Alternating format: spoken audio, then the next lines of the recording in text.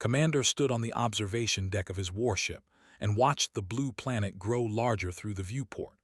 Earth, the humans called it, a small world orbiting a yellow star in an unremarkable corner of the galaxy. He had conquered worlds 10 times its size and never given them a second thought. This assignment felt like an insult to everything he had achieved in his 800 years of service to the Dominion. His exoskeleton clicked softly as he shifted his weight. The hard shell that covered his body bore the marks of countless battles. Deep gouges ran across his chest plate where plasma fire had nearly killed him on the ice moon of Prime. A chunk was missing from his left shoulder, where a blade had found its mark during the siege of Outpost 17.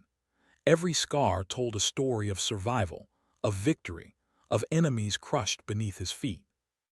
The Galactic Council had decided that the newly discovered humans needed a military liaison from one of the elder races, someone to evaluate their capabilities and determine if they posed any threat to the established order. The High Command had chosen for this task, and he suspected it was meant as a punishment for speaking too freely at the last War Council. He did not want to be here. He wanted to be on the front lines of the Periphery War, leading his troops against the machine hordes that threatened the outer colonies. Instead, he was being sent to babysit primitives who had only discovered faster-than-light travel a mere 50 years ago. His aide, a young named, approached with a data tablet.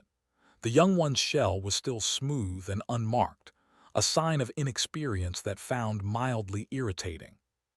"Commander, the human vessel has arrived at the rendezvous point. They are requesting permission to dock." Made a dismissive gesture with one of his upper limbs. "Let them come. The sooner we begin this farce, the sooner we can end it." The human ship was called the Endurance. Found the name curious as he watched it approach through the viewport.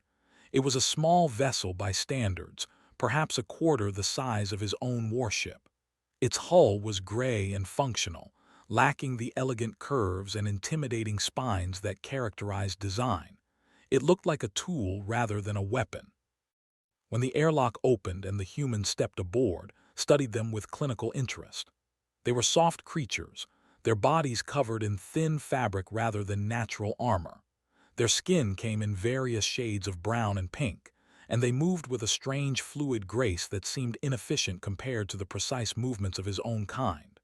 2 eyes, 2 arms, 2 legs, bilaterally symmetrical like most sentient species in the galaxy. The human at the front of the group stepped forward and extended one of his hands. Had been briefed on this greeting ritual but still found it strange. The human wanted him to grasp his manipulator appendage and shake it up and down. Such an odd custom. "Commander, I am Captain Daniel Warren of the Endurance. Welcome to our humble ship." Noted that the human's voice was deeper than he had expected. There was gray in the fur on his head, indicating advanced age by human standards. His eyes were a pale blue color, and they held a calmness that found unusual for a species so young in galactic terms. "Captain Warren," replied, his translation device converting his clicking speech into human words. "I am here at the request of the Galactic Council. I trust you understand the purpose of my assignment." "To observe and evaluate us," Warren said with a slight curving of his lips that's briefing identified as a smile. "We are happy to have you. I hope we can show you that humanity has much to offer the galactic community." Doubted this very much but said nothing. The tour of the Endurance took several hours. Walked through the ship with Captain Warren and several other officers, observing everything with the eye of a seasoned military commander. The ship was well maintained but lacked the advanced technology he was accustomed to. Their weapons were primitive by galactic standards. Their shields were adequate but nothing special. Their propulsion system was functional but slow. What caught his attention was the crew. There were approximately 200 humans aboard the Endurance, and they moved through the corridors with a sense of purpose and camaraderie that reminded of his own elite units. They greeted each other warmly, exchanging words and gestures that suggested deep familiarity. Several of them looked at with curiosity rather than fear, which surprised him. most species found the intimidating. Captain Warren introduced him to his senior officers one by one. There was Commander Lisa Park, a small woman with dark hair who served as the ship's executive officer. Her eyes were sharp and intelligent, and she asked several pointed questions about military structure that impressed him with their insight.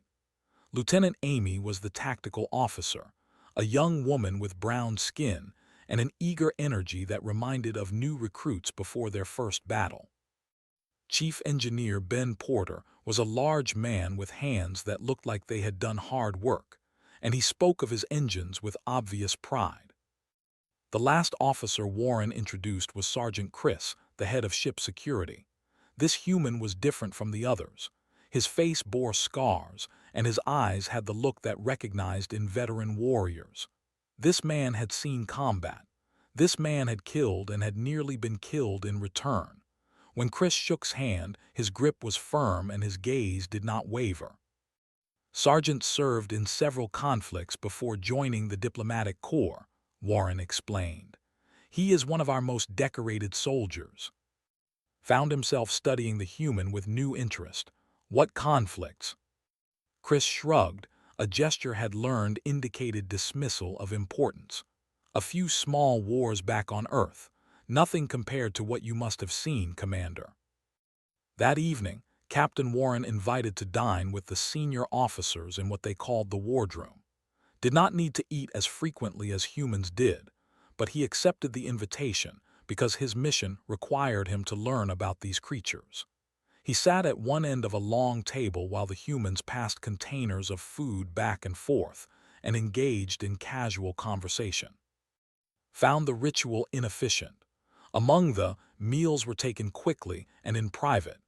This communal eating seemed like a waste of time that could be better spent on training or tactical planning. Lieutenant was speaking about a historical battle from Earth's past, something called Gettysburg, listened with half his attention while observing the body language of the humans around the table. They seemed genuinely interested in this ancient conflict, their faces animated as described troop movements and strategic decisions. The losses were staggering, said. Over 50,000 casualties in just 3 days of fighting. Tension sharpened. 50,000 was a significant number for such a primitive conflict. Perhaps these humans were more warlike than he had assumed. Tell me more, he said, and the table fell silent as every human turned to look at him. I wish to understand how your species wages war. The humans exchanged glances that could not interpret. Then Captain Warren leaned back in his chair and nodded slowly.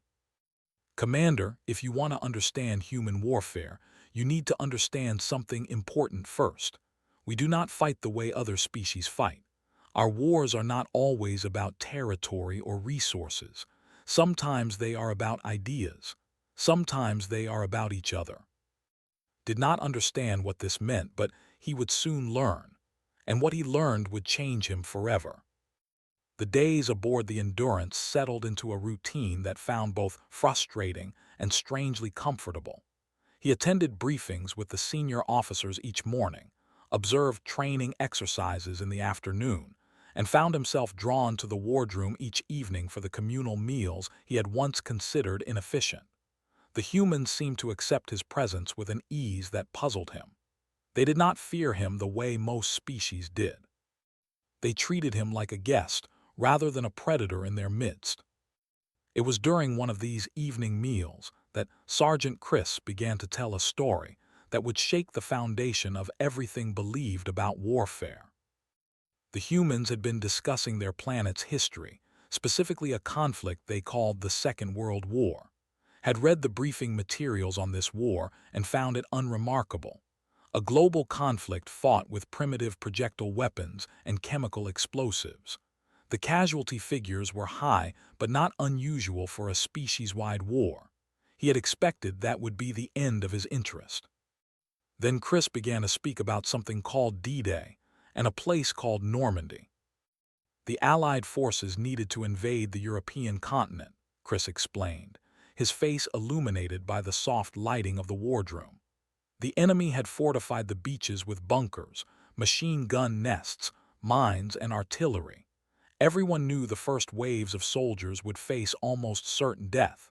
The beach was a killing field, and there was no way to soften the defenses enough to make the landing safe. Listened with growing confusion. In warfare, such a scenario would never occur. No commander would order troops into a situation with such poor survival odds. It would be considered a waste of valuable resources and would result in the commander's immediate execution for incompetence. Your commanders ordered this attack knowing most soldiers would die before reaching the shore, asked. Chris nodded slowly. They did, and those boys climbed out of their boats and charged into the gunfire anyway. The water turned red with blood. Men fell all around them, but they kept coming. Wave after wave, they kept coming until the beach was taken. This makes no tactical sense, said, his mandibles clicking in agitation. Why would soldiers obey such an order? Why would they not refuse or retreat? The humans around the table exchanged looks that could not read. It was Lieutenant Commander Maria Santos, the ship's medical officer, who answered.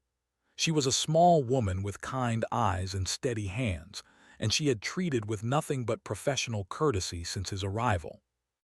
They went because they knew what would happen if they did not, Maria said softly. They went because the men beside them were going.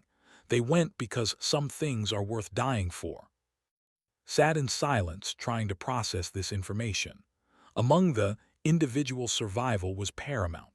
A soldier who died was a resource lost. The concept of willingly walking into certain death was not just foreign to his thinking. It was incomprehensible. Maria continued speaking, her voice taking on a thoughtful quality. During that same war, there were men called combat medics. Their job was to save wounded soldiers on the battlefield. They carried medical supplies instead of weapons. When a soldier fell wounded in the middle of a firefight, the medics would run out into the open to drag them to safety. With no weapons, asked, into active combat. Many of them died doing it, Maria confirmed. But they went anyway. There was a man named Das who served as a medic in the Pacific Theater. He refused to carry a weapon because his religion forbade killing. The other soldiers mocked him and called him a coward. Then came the battle at Hacksaw Ridge. She paused and noticed that the other humans had stopped eating. They were all listening to Maria with expressions of deep respect. The American forces were trying to take a cliff held by the enemy. The fighting was brutal. Eventually, our forces were pushed back and ordered to retreat, but refused to leave. There were wounded men still up on that ridge, and he would not abandon them. Leaned forward despite himself. What did he do? He stayed up there alone in enemy territory for hours. He lowered wounded soldiers down the cliff one by one using a rope. Every time he saved one, he would pray for the strength to save just one more.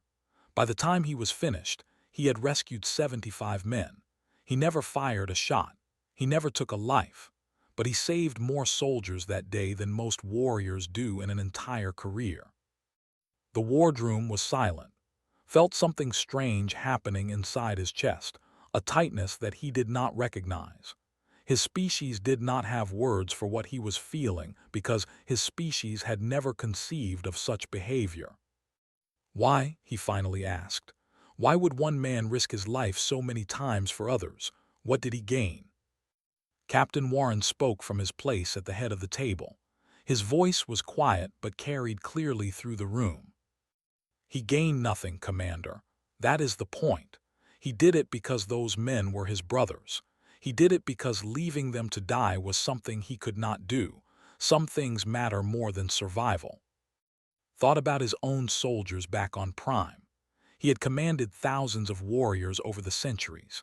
He had ordered them into battle and watched many of them die. But he had never thought of them as brothers. They were resources, tools of war, pieces on a strategic board. The idea that one soldier would sacrifice himself for another with no tactical benefit was completely alien to his understanding of warfare. Chief Engineer Ben Porter cleared his throat and spoke up. My great-grandfather served in that war too.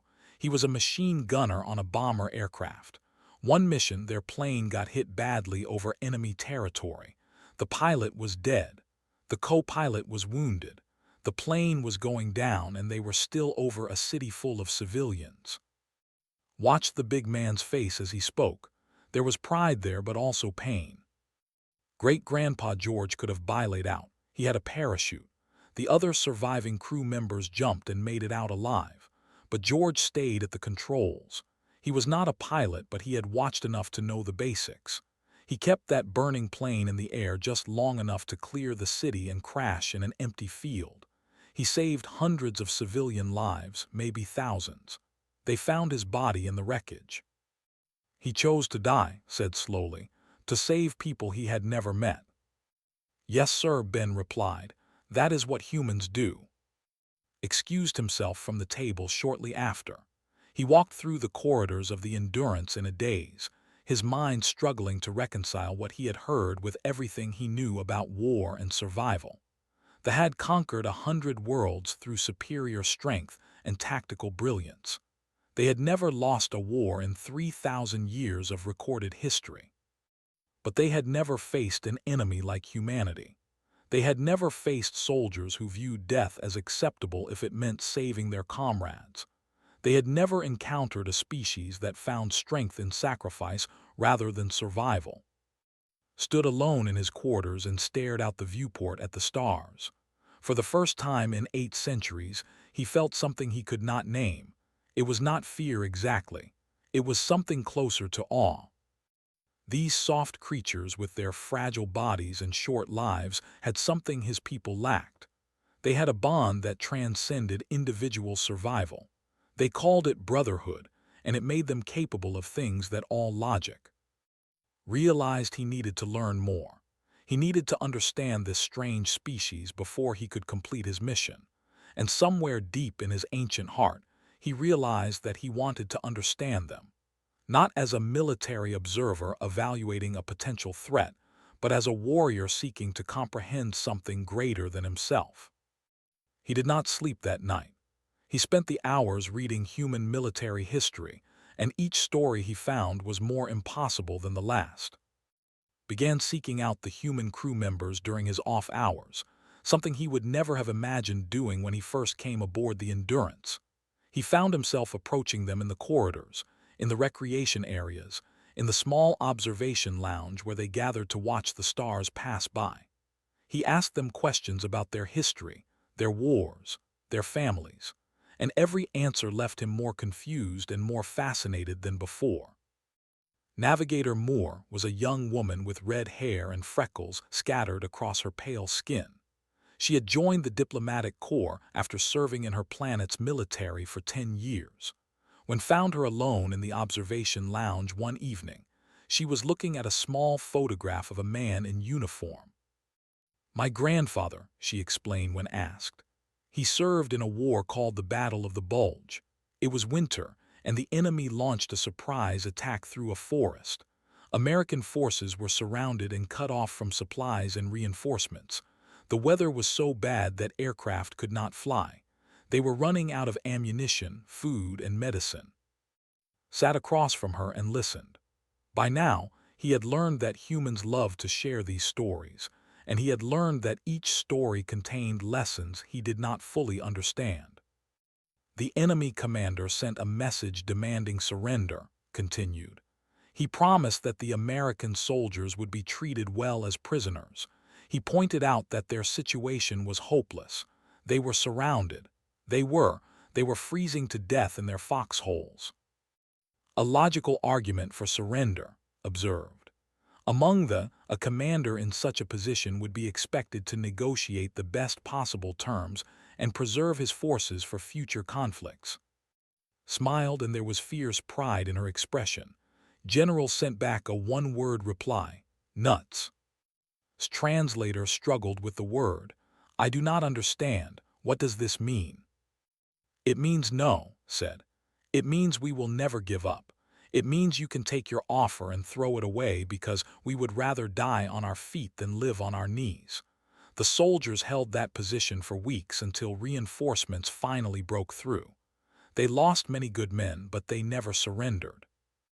Thought about this for a long time. The concept of honor was tied to victory and survival. A commander who led his forces to destruction rather than accept reasonable surrender terms would be remembered as a fool. But the humans remembered General as a hero. They remembered his single word of defiance as one of the greatest moments in their military history. Your people value defiance over survival, said slowly. Shook her head. We value freedom over survival. There are some things worse than death, Commander. Living without freedom is one of them. Another day, spoke with Lieutenant Amy about a conflict called the Vietnam War. It was a complicated war, she explained, one that many humans still argued about. But within that war were countless stories of individual courage that transcended the politics of the conflict. She told him about soldiers who threw themselves on grenades to save there. The grenades were explosive devices that would kill everyone within a small radius. When one landed among a group of soldiers, there was no time to run. The only way to save the others was for one person to cover the grenade with their own body and absorb the blast. How many soldiers did this? Asked, certain he had misunderstood. Dozens, Amy replied. Maybe more. These were young men, most of them barely 20 years old. They had families back home, dreams for the future, entire lives ahead of them.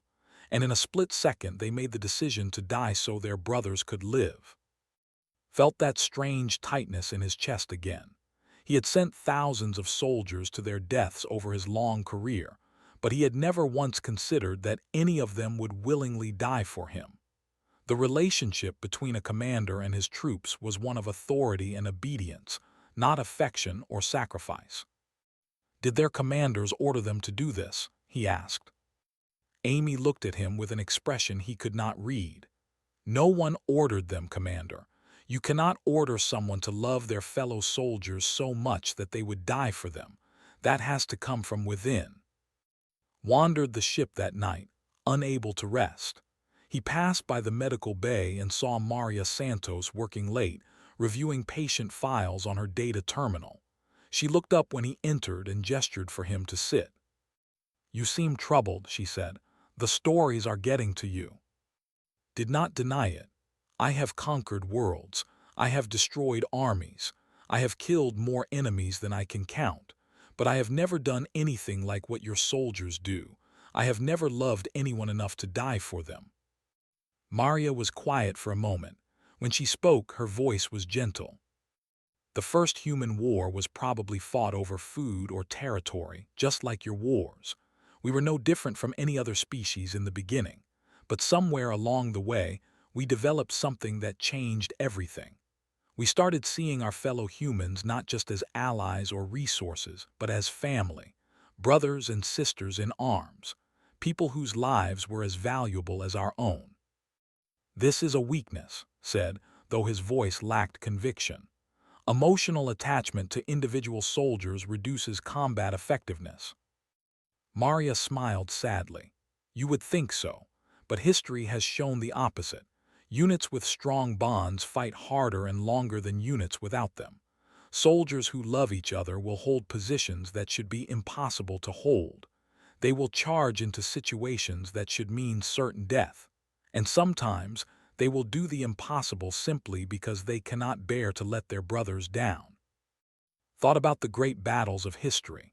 His people had won those battles through superior numbers, better technology, and ruthless tactical efficiency. But he had never seen soldiers do the impossible. He had never seen them transcend their own limitations through sheer force of will. There is a human concept, Maria continued. We call it esprit corps. It means the spirit of the body. When soldiers are bound together by love and shared purpose, they become something greater than the sum of their parts. They become capable of things that individuals alone could never achieve. Sat with her for hours, asking questions and listening to her answers. By the time he finally returned to his quarters, the ship was quiet and most of the crew was asleep. He stood at his viewport and watched the stars, his ancient mind struggling to process everything he had learned. They were strong. They were disciplined. They were individually superior to humans in almost every measurable way. But they lacked something essential, something that the humans had in abundance. They lacked the ability to love each other so deeply that death became acceptable, even welcome, if it meant protecting those they cared about. Realized that he was no longer studying the humans as a military evaluator. He was studying them as a student, trying to learn something that his 800 years of warfare had never taught him. He was trying to understand the one thing that made humanity different from every other species in the galaxy. He was trying to understand what it meant to have brothers worth dying for. 3 months had passed since first came aboard the Endurance. He had learned more about humanity in that time than decades of intelligence reports had ever revealed. But nothing had prepared him for what Captain Warren invited him to witness on the 11th day of the 11th month. The captain called it Veterans Day, a holiday when humans across their world stopped to honor those who had served in their military. Aboard the Endurance, the crew gathered in a small room that the humans called a chapel. It was a simple space with rows of seats facing a raised platform, and the walls were decorated with flags and symbols that had learned to recognize as representations of human nations and military units. Took a seat at the back of the room, trying to make himself inconspicuous despite his large frame and chitinous body. The crew filed in quietly, their usual cheerful chatter replaced by a solemn silence. They wore their dress uniforms, the formal clothing reserved for important occasions. Even the youngest crew members, those who had never seen combat, wore expressions of reverent gravity. Captain Warren stood at the front of the room. He spoke about sacrifice and service, about the debt that the living owed to the dead. His words were simple but powerful, and found himself listening with an intensity that surprised him. Then the captain began to read names. They were ordinary human names, the kind had heard every day aboard the ship. William. Name after name after name, each one spoken clearly and followed by a moment of silence. Some of the names were followed by dates and brief descriptions of how they had died. Stormed a machine gun nest at Wood, held a bridge at Nijmegen, covered his squad's retreat at Reservoir. Watched the humans as the names were read. Many of them were crying, tears running down their faces without shame or embarrassment. Others sat with their eyes closed, their lips moving in what he had learned were silent prayers. The young lieutenant held hands with the grizzled sergeant, united in their grief despite their differences in age and experience. These humans were mourning soldiers they had never met. Some of the names being read belonged to people who had died over 100 years ago, long before anyone in this room had been born. Yet the grief was real and palpable. The humans felt a connection to these dead strangers that transcended time and personal acquaintance. Did not understand this at first. They honored their greatest warriors with monuments and historical records, but they did not weep for them. The dead were dead. They had served their purpose and returned to the void. Mourning them served no practical function. But as the ceremony continued, began to glimpse something deeper. The humans were not just mourning individuals. They were acknowledging a debt that could never be repaid. They were saying, in the only way they could, that the sacrifices of the past had meaning, that the dead had not died in vain, that their names would be remembered and spoken aloud so long as humanity continued to exist. After the ceremony, Captain Warren found sitting alone in the observation lounge. The alien commander was staring out at the stars with an expression that Warren had never seen on a face.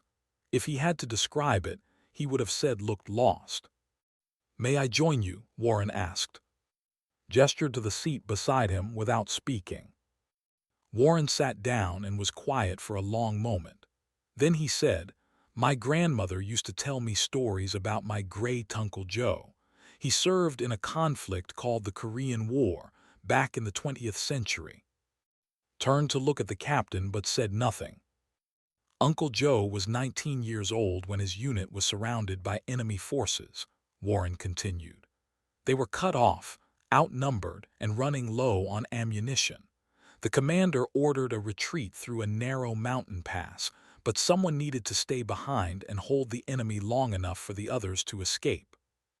"And your great uncle volunteered," said quietly.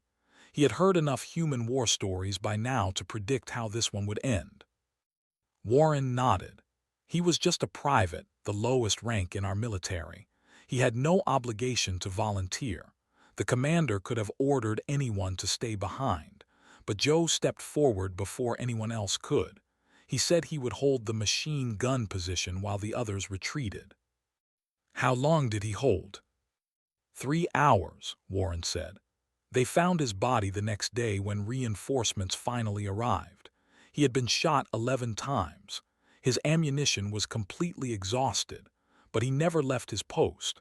The men he saved made it home to their families because Joe Martinez decided that their lives were worth more than his own. Felt something happening inside him that he did not understand. There was pressure building behind his eyes, a strange liquid sensation that made his vision blur. He blinked and felt moisture running down his face. "I am malfunctioning," he said, touching his face in confusion. "There is fluid leaking from my visual organs." Warren looked at him with an expression of profound gentleness. "You are not malfunctioning, Commander. You are crying. It is what humans do when we feel sorrow or when something moves us deeply." The "do not cry" said, but even as he spoke the words, he knew they were no longer true. Whatever was happening to him, he could not stop it. The stories he had heard over the past months, the names he had heard read in the chapel, the image of a 19-year-old boy choosing to die so that his brothers could live, it was all too much. "Why?" asked, and his voice was barely a whisper. Why would he do this? He was so young. He had his entire life ahead of him. He could have retreated with the others. He could have survived. Why did he choose to die? Warren was quiet for a moment. When he spoke, his words were simple and carried the weight of absolute conviction. Because the men behind him had lives too, families waiting for them, futures that deserved to unfold. And in that moment, Joe decided that their futures mattered more than his own. That is what love looks like in its form, Commander. Not romance, not affection, but the willingness to lay down your life for someone else. Sat in silence as the tears continued to fall. He had lived for 8 centuries. He had commanded armies and conquered worlds. He had done terrible things and glorious things and everything in between. But in all that time, he had never loved anyone enough to die for them. He had never experienced the bond that these fragile humans seemed to share so naturally. For the first time in his long life, Commander of the Dominion felt ashamed. Not of his people or their way of war, but of himself. He had spent centuries believing that strength meant survival, that victory meant dominance, that a warrior's worth was measured in enemies destroyed and territories claimed. But the humans had shown him a different kind of strength, a strength that came from connection rather than isolation, a strength that transformed ordinary soldiers into legends and turned impossible defeats into eternal victories. Wept for the brothers he had never had, and somewhere deep in his ancient soul, something began to change. Requested an extended assignment with the humans, and the High Command approved his request without question. They assumed he was gathering valuable intelligence on potential human weaknesses, cataloging their military capabilities, and identifying the best strategies for future conquest. They could not have been more wrong. For 6 more months, immersed himself in human culture. He read their books, watched their historical recordings, and spoke with every crew member aboard the Endurance who was willing to share their family stories. He visited Earth itself, walking the grounds of battlefields where millions had died and standing before monuments built to honor ordinary people who had done extraordinary things. At Arlington National Cemetery, stood among endless rows of white stones, each one marking the grave of a fallen soldier. The humans had a tradition called the changing of the guard, where elite soldiers marched back and forth before a tomb containing the remains of unknown warriors. These soldiers had guarded the tomb every hour of every day since the monument was created, through rain and snow and blistering heat. They did this not because they were ordered to, but because they believed the dead deserved to be honored. Watched the ceremony in silence. He thought about how they disposed of their dead, recycling the organic material for practical purposes. They built monuments to great commanders, but they did not mourn individual soldiers. They did not speak their names or weep at their graves. The dead served no further purpose, so the dead were forgotten. The humans were different. They remembered everyone. They told stories about privates and sergeants and lieutenants who would never have merited a footnote in histories. They built memorials not just to generals and admirals, but to ordinary soldiers whose only claim to fame was that they had loved their brothers enough to die for them. When finally returned to space, he spent weeks preparing his report. He knew that what he had to say would not be well received. He knew that the High Council would likely dismiss him as compromised or mentally defective. But he had to speak the truth, even if it cost him everything. The council chamber was a vast circular room with tiered seating rising toward a domed ceiling. The 12 members of the High Council sat at the highest level, their ancient bodies covered in scars and decorations that to lifetimes of conquest. Stood in the center of the chamber, feeling small despite his own impressive record of service.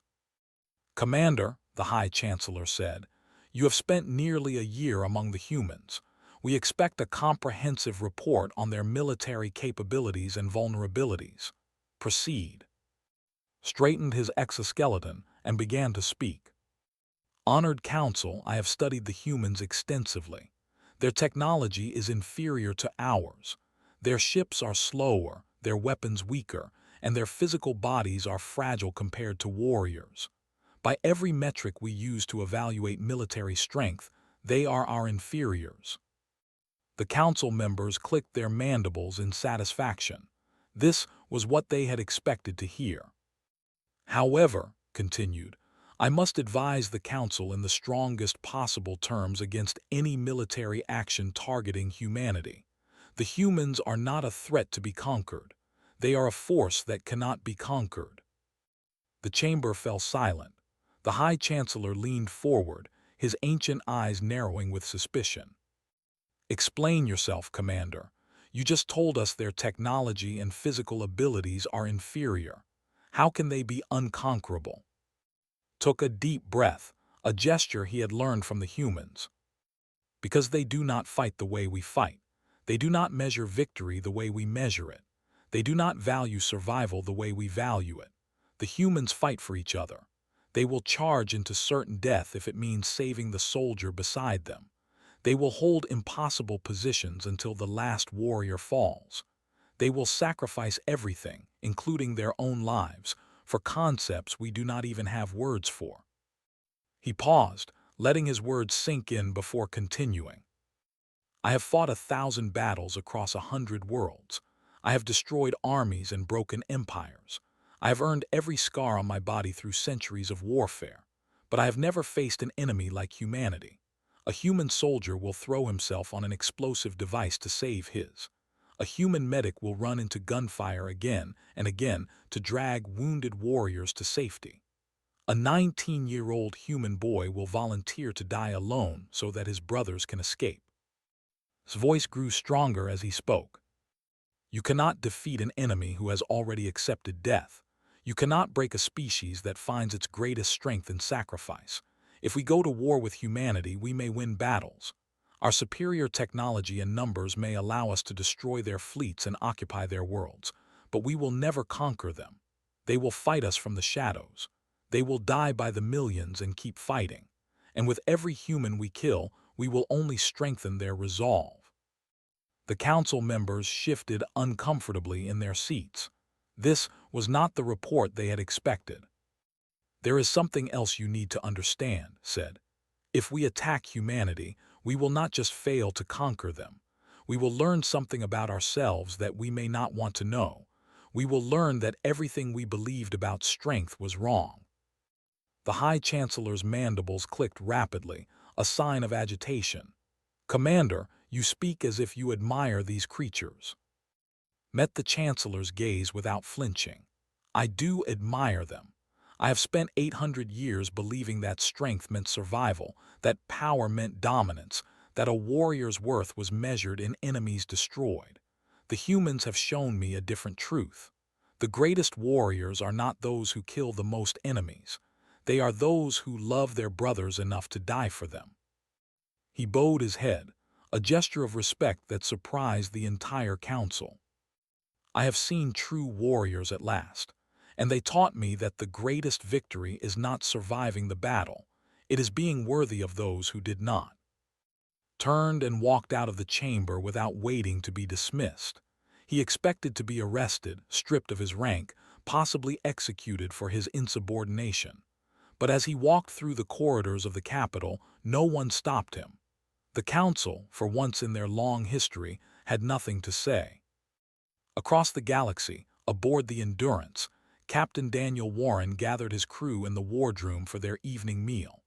The conversation was light and casual, filled with laughter and friendly arguments about trivial matters. They had no way of knowing that somewhere in space, an ancient warrior was changing the course of history with his words. Warren raised his glass of water, a gesture that silenced the room. "I received a message today from Commander," he said. "He wanted me to pass along his thanks for everything we taught him. He said he finally understands what it means to have brothers." The crew smiled at this news. They had grown fond of the gruff alien commander during his time aboard their ship. "To Commander," Lieutenant said, raising her own glass, "may he find his brothers." "To Commander," the crew echoed. And then, as humans had done for thousands of years and would continue to do for thousands more, they added one final toast. "To those who gave everything. To those who gave everything." The words echoed across the wardroom and faded into silence.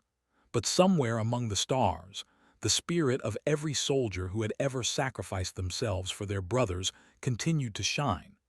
Their stories had traveled across the galaxy and touched the heart of an ancient warrior who had thought himself beyond such feelings.